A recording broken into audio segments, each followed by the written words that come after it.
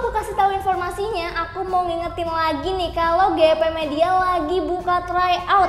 Nah, dari 15.000 aja kalian udah bisa dapetin fasilitas 3 kali tryout, dapat ebook, video pembahasan, prediksi kelolosan PTN, dan juga ada kelas online-nya lah. Jadi buruan, tunggu apa lagi? Yuk daftar sekarang. Oke, di sini diketahui planet A katanya memiliki percepatan gravitasi 2 kali percepatan gravitasi bumi. Berarti ada planet A, ada bumi.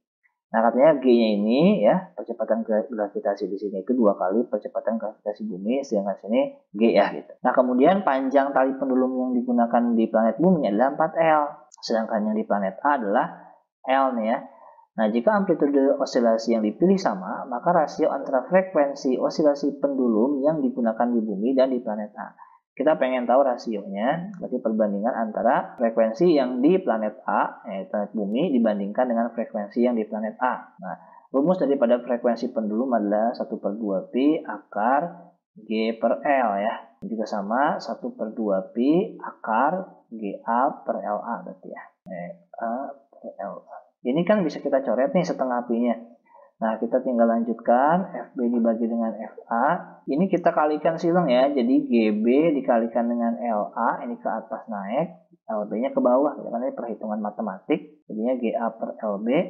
Nah, berarti perbandingan FB dibagi dengan FA adalah percepatan gravitasi di bumi itu adalah G, yang di planet A itu adalah 2G, nah kemudian panjang yang di tali A itu adalah L ya, sedangkan panjang tali yang di planet bumi adalah 4L. Ini kita coret L sama G-nya, jadi FB per FA sama dengan akar 1/8 ya. Atau akar 1 per akar 8 itu adalah 2 akar 2 ya. Ini harus kita rasionalkan karena nggak boleh ada akar di bawah. Jadilah akar 2 per 4 ya. Jadi jawabannya yang D. Oke, next di soal ini ada suatu kawat ya. Ini pasti tentang GGL. Diketahui ini panjangnya itu 1,5 dan seterusnya. Kita langsung masukin aja. Yang ditanya di sini kan adalah pernyataan yang benar tentang GGL. Nah, jadi GGL pada suatu kawat itu adalah rumusnya BLP ya. Dikalikan dengan sin theta. Nah, B-nya itu berapa? B-nya itu di sini adalah 10 mili Tesla. Berarti 10 kali 10 pangkat minus 3 karena masih mili. Panjang talinya 1,5 atau 3/2. Nah, kemudian kecepatannya itu berapa nih? Kecepatannya 2 ya. Ini tegak lurus antara medan masuk dengan pergerakan kecepatan ke kanan, berarti sin 90 itu 1. Nah, ini duanya kita coret, 10 kali 3 berarti 30 kali 10 pangkat minus 3 volt ya, atau 30 milivolt ya gitu. Nah, sekarang pertanyaannya, arahnya nih, karena arah arusnya ini bakalan ke atas ya, karena medannya masuk dan kecepatannya ke kanan, menggunakan konsep kaidah tangan ya, tangan kanan, maka I ini sebagai positif, P ini sebagai negatif, karena listrik itu bergerak dari muatan positif ke negatif. Jadi jawabannya yang A. Oke, di sini diketahui sebuah pemanas air dengan spesifikasi 500 watt, kemudian 100 volt digunakan untuk memanaskan air sampai mendidih selama 10 menit. Nah, jadi di sini itu menggunakan apa nih? Suatu alat bertegangan 100 volt ya. Kemudian waktunya itu katanya 10 menit ya. Nah, sekarang ketika dipasang dengan tegangan listrik 150 volt, maka waktu yang diperlukannya bakal berapa gitu ya. Nah, karena di sini itu energi ya. Jadi kita harus tahu dulu energi itu ya adalah daya dikalikan dengan waktu ya gitu. Daya dikalikan dengan waktu ya. Nah, sekarang pertanyaannya itu, energi yang dibutuhkan oleh suatu air ini untuk mendidih kan pasti sama nih energi yang dibutuhkannya. Hanya di sini ada modifikasi tegangan dan waktu gitu kan. Nah, berarti kita jabarkan W1 ini ya akan sama dengan W2. Jadi kalori yang dibutuhkannya pasti sama. Nah, kita jabarkan W itu P dikalikan dengan T akan sama dengan P2 dikalikan dengan T2. Nah, di sini karena tegangannya berbeda, maka kita akan jabarkan tegangan adalah V kuadrat per R ya. Jadi dayanya ini akan dijabarkan V kuadrat per R.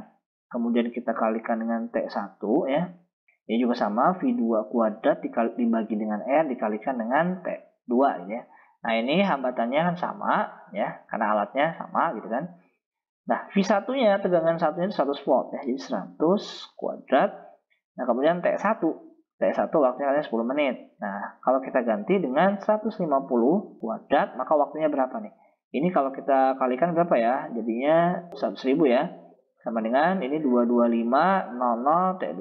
Nah, ini kita coret. Nah, kemudian 1000 dibagi dengan 225. Nah, ini akan kita dapatkan waktu sekitar 4,44 menit ya. Jadi waktu yang dibutuhkan hanya sekitar 4,44 menit ya. Oke, soal selanjutnya, cahaya melewati kisi yang memiliki 4000 garis per centimeter. Berarti ini adalah N-nya ya, 4000 garis per centimeter. Nah, ini harus kita rubah per meter, berarti kita kalikan 100, jadi 400.000 garis per meter ya.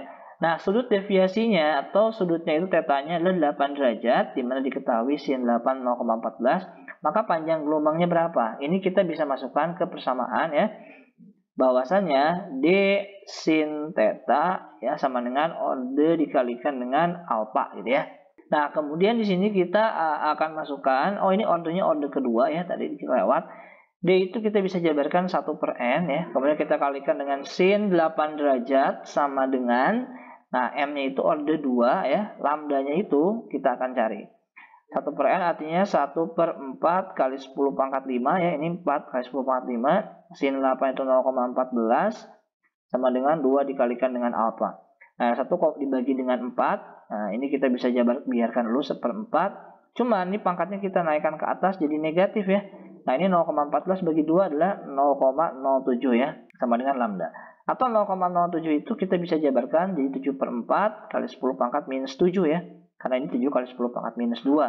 Nah, kita lanjutkan, berarti lambda 7 dibagi 4 itu adalah 1,75 kali 10 pangkat minus 7 atau 175 kali 10 pangkat minus 9 meter ya. Nah, ini kita harus ubah ke nano, tinggal kali 10 pangkat 9 jadinya 175 nanometer. Oke, jawabannya berarti yang C.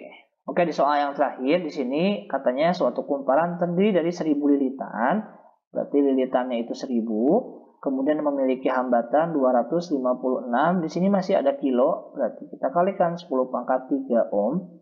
Nah, di sini ada persamaan fluksnya ya.